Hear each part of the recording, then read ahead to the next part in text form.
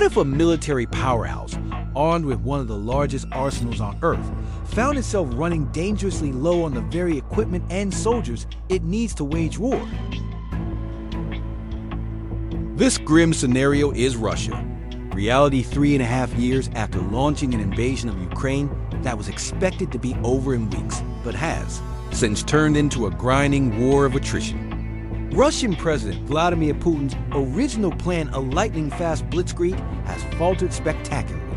Instead of quick domination, Russia is locked in a brutal war of numbers, where equipment losses and human casualties are compulsive drainers of its military might. While Russia began the war with a vast and technologically advanced stockpile of tanks, armored vehicles, artillery systems, and aircraft, the relentless toll combat is exposing deep vulnerabilities. As of October 2025, open-source tracking by platforms such as Oryx reports that Russia has lost over 23,000 pieces of armored vehicles, including more than 11,000 tanks, alongside massive losses of artillery and air defense systems. These figures, based on satellite images, drone footage, and independent verification, reveal only confirmed losses. Actual figures may be higher due to battlefield obscurities. At the start of the war, Russia deployed approximately 300 active modern tanks and models, like the T-72B, T-80, and T-90 series, supported by a large but aging reserve stockpile from Soviet times estimated between 5,000 and 17,500 units, varying from intact to battlefield scrap. By mid-2022, however, Russia began drawing on these older reserves, including the T-62s, whose frontline presence shocked observers. By late 2024, they resorted to using the World War II vintage T-34 tanks, illustrating just how dire the preservation of modern armor had become. Despite estimates of producing around 250 new tanks annually and numerous retrofitting efforts, Russia's replenishment cannot keep pace with the devastating losses.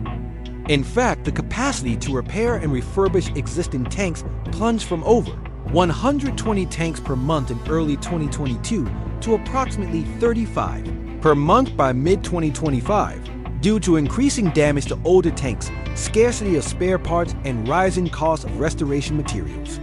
This destruction is mirrored by evolving battlefield tactics.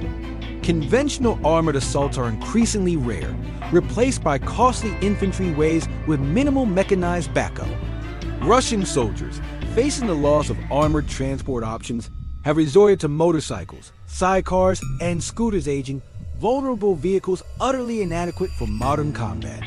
Russia's purported technological superiority collapses under closer scrutiny. Many supposedly advanced tanks carry defective armor or substitutes, like clay bricks instead of true reactive panels. The autoloader design, which stores spare ammunition near the turret, leaves tanks exposed to attacks by agile Ukrainian drone assaults that exploit vulnerabilities in the ammunition compartments, often causing catastrophic explosions. Meanwhile, the highly anticipated T-14 Armata tank, introduced with fanfare in 2015, has seen negligible frontline combat use. Instead of mass production, only about 20 units exist, primarily for testing, as the platform is prohibitively expensive to maintain and retrofit with adequate drone defenses and electronic warfare. Countermeasures deficiencies, critical given modern battlefield realities. Complementing the tank crisis, Russia's artillery and munitions capabilities are in steep decline. A revealing Reuters investigation uncovered a heavy dependency on North Korean supplies, with up to 100% of artillery shells used by some Russian units sourced from Pyongyang. Many of these munitions date back to the 1970s and 1980s and are plagued by poor quality and reliability, compounding Russia's logistical nightmares amid battlefield ammunition expenditure rates exceeding domestic production. Aircraft production has similarly faltered.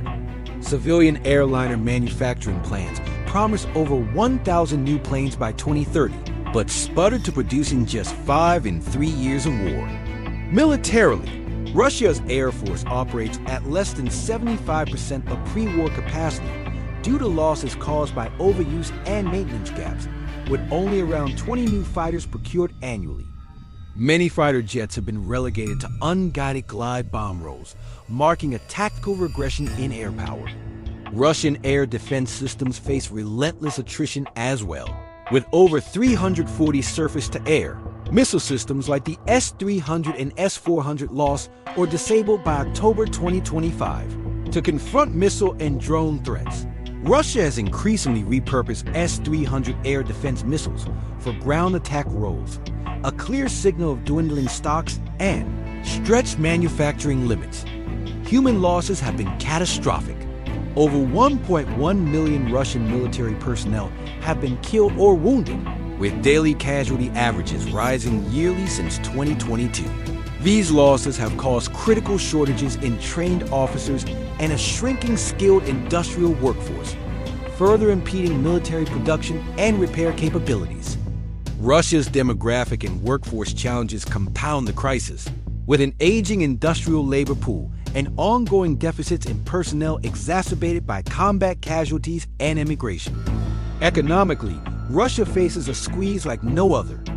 Oil and gas revenues, the lifeblood of the national budget, declined by 35% in mid-2025, while defense spending consumes nearly 40% of federal expenditures. With revenue sources tightening under sanctions and market changes, Moscow has publicly signaled spending cuts starting in 2026, implicitly conceding its inability to sustain the current military pace. Strategically, Russia has also seriously underestimated the resilience of Ukrainian forces and the scale of Western military assistance. Western aid not only supplies critical modern weaponry, but accelerates military technological development through battlefield testing in Ukraine, imposing a constant feedback loop of innovation against Russian tactics. Various military analysts warn that if trends continue, Russia will lack the quantity and quality of main battle tanks required for offensives beyond early 2026. Already, tactical shifts reflect this reality, with fewer armored assaults and increasing reliance on infantry attacks, often at heavy cost.